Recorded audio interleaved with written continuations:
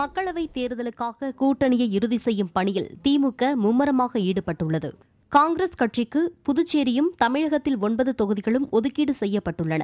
இந்திய யூனியன் முஸ்லீம் லீக், கொங்கு நாடு மக்கள் தேசிய கட்சி ஆகியவற்றிற்கு தலா ஒரு தொகுதியை திமுக ஒதுக்கியுள்ளது. இந்நிலையில் கூட்டணியில் உள்ள மார்க்சிஸ்ட், இந்திய கம்யூனிஸ்ட், மதிமுக, விடுதலை சிறுத்தைகள் உள்ளிட்ட கட்சிகளுடன் திமுக தொகுதி பங்கீடு குழுவினர் பேச்சுவார்த்தை நடத்தினர்.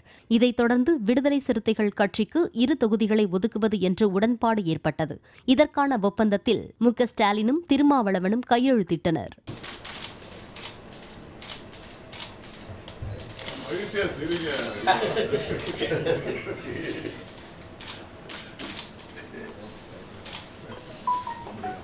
இதன் பின்னர் செய்தியாளர்களிடம் பேசிய திருமாவளவன், விடுதலை சிறுத்தைகள் எந்தெந்த தொகுதியில் எந்த சின்னத்தில் போட்டியிடுவது என்பது பின்னர் முடிவு செய்யப்படும் என்றார். விடுதலை சிறுத்தைகள் கட்சி தமிழகத்தில் 2 நாடாளுமன்ற தொகுதிகளை பங்கிட்டுக் கொள்வதென முடிவு செய்யப்பட்டது. எந்தெந்த தொகுதிகள் என்பது குறித்தும் போட்டியிட உள்ள சின்னம் குறித்தும் பின்னர் விடுதலை சிறுத்தைகளின் முன்னணி பொறுப்பாளர்களோடு கலந்தாய்வு செய்து திராவிட முன்னேற்றக் கழகத்தின் பேச்சுவார்த்தை குழுவினரோடு கருத்துக்களை பகிர்ந்து கொண்ட பின்னர் அறிவிப்போம். இந்திய கம்யூனிஸ்ட் கட்சிக்கு திமுக கூட்டணியில் 2 தொகுதிகள் ஒதுக்கப்பட்டுள்ளன. இதற்கான ஒப்பந்தத்தில் திமுக தலைவர் மு.க.ஸ்டாலினும் இந்திய கம்யூனிஸ்ட் கட்சி மாநில செயலாளர் முத்தரசனும் கையெழுத்திட்டனர்.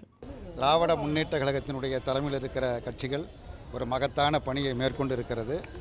அதன் அடிப்படையில் நாடாளுமன்ற தொகுதிகளுக்கான பேச்சுவார்த்தை மிக சுமூகமான முறையில் இன்றைக்கு நடைபெற்று திரு அண்ணன் ஸ்டாலின் அவர்களும் நாங்களும் கலந்து பேசியதில் இந்திய கம்யூனிஸ்ட் கட்சிக்கு 2 தொகுதிகள் உடன்பாடு ஆகியிருக்கிறது என்பதை மிகுந்த மகிழ்ச்சியோடு தெரிவித்துக் கொள்கின்றோம். இந்திய ஜனநாயக கட்சிக்கு திமுக ஒரு தொகுதியை ஒதுக்கீடு செய்துள்ளது. அந்த தொகுதியில் உதயசூரியன் சின்னத்தில் இந்திய ஜனநாயக கட்சி போட்டியிட உள்ளது. இதனிடையே மார்க்சிஸ்ட், மதிமுக ஆகிய கட்சிகளுடன் தொகுதி பங்கீடு குறித்து பேச்சுவார்த்தை நடைபெற்றது. இதில் கட்சி முக்கியஸ்தர்களுடன் கலந்து பேசி செவ்வாய்க்கிழமை அன்று தொகுதி பங்கீடு இறுதி செய்யப்படும் என்றும் மதிமுக பொதுச் செயலாளர் வைகோ தெரிவித்தார். அவைத்தலைவர் திருப்பூர் துரைசாமி, பொருளாளர் கணேசமூர்த்தி மற்றும் இந்த பேச்சுவார்த்தை குழு உறுப்பினர்களான புலவர் செவந்தியப்பன், டாக்டர் சந்திரசேகரன் அவர்கள் உடனடியாக இன்று இங்கு வர இயலவில்லை.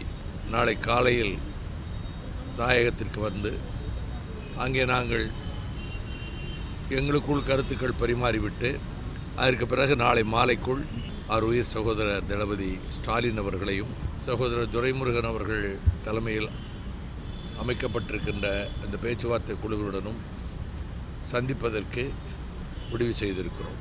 இதேபோல மார்க்சிஸ்ட் கட்சி 3 தொகுதிகளை கோருவதாகவும், ஆனால் திமுக தரப்பில் 2 தொகுதிகள் மட்டுமே ஒதுக்க முன்வந்ததாகவும் தகவல்கள் வெளியாகியுள்ளன.